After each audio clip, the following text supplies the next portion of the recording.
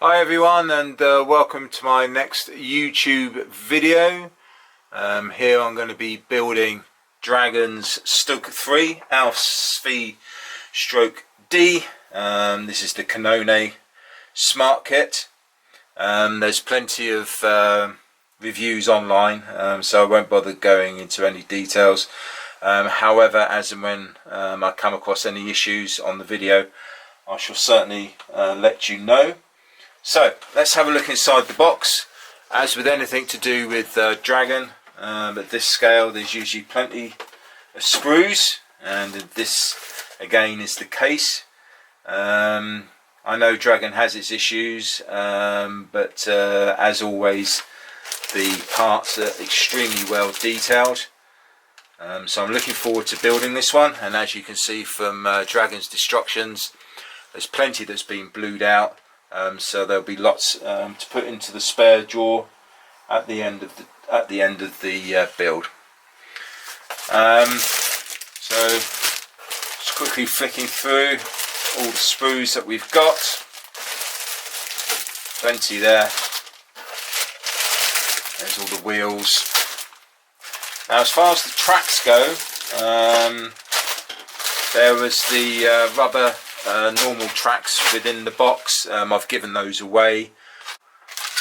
There's the hull. As you can see, there's some clear parts in there, and we've also got a little bit of PE with the decals on there for Franz Eugene. There we go. So lots to see in the box. So for me, this is going to be quite a large project. I'm looking to actually scratch build the interior, the driver's compartment and the transmission at the front. I won't actually be doing the engine deck at the rear. We'll also look at how to do tile wear, also modulation, including hairspray chipping at the same time, so that'd be fun. Rust work, so there's going to be lots to see and do on this particular build.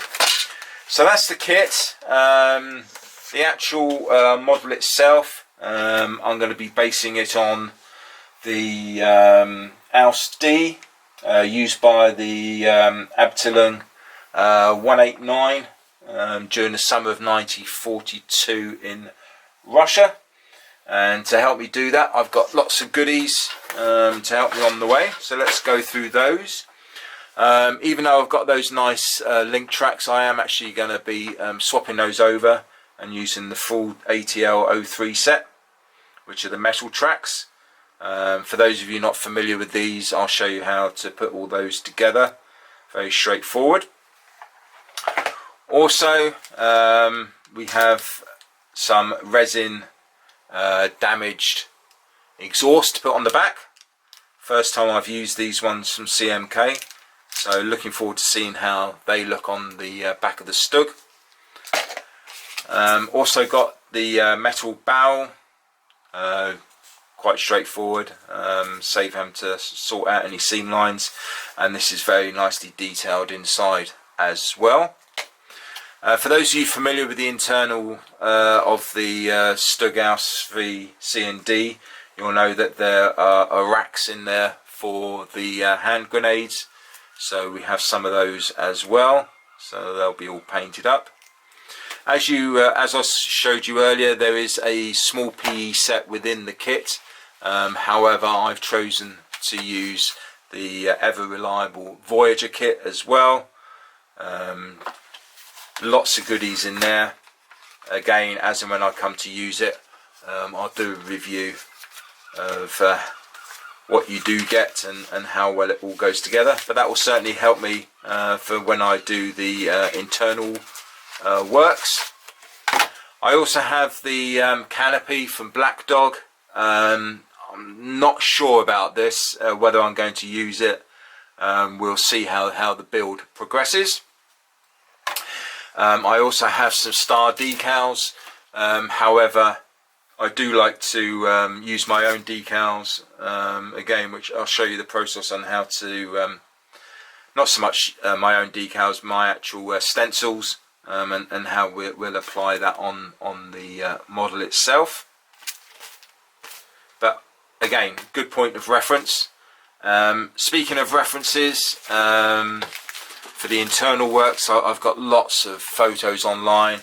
I also have these books as well, which will be a great help. As you can see, lots of internal pictures there. And this one here, this is the one that's heavily influenced me, as there are lots of Ausf pictures from the Abteilung 189, so lots of good reference points for me to use there. Now, with the Stugs, they were obviously a good assault gun that we used within the Panzer units. However, they were also known for being used for training vehicles, and also for gopher to go back, get supplies, etc. And that's what I'm going to be basing my model on. For those of you guys who follow my work, you know that I did a tutorial a month or so ago about how to weather and paint jerry cans, and this was one of the main reasons, because this model is going to have about 30 odd jerry cans on the back of it, basically to simulate the impression that it's gone behind lines. So I've gone back to the supplies and picked up a load of cans of fuel and water, etc., to take back to the front for the rest of the Abteilung. So lots to do. Thoroughly looking forward to this project, and I look forward to doing as many regular updates as I possibly can. And it just leaves me to thank you all for joining me on this project and for your continued support of my work.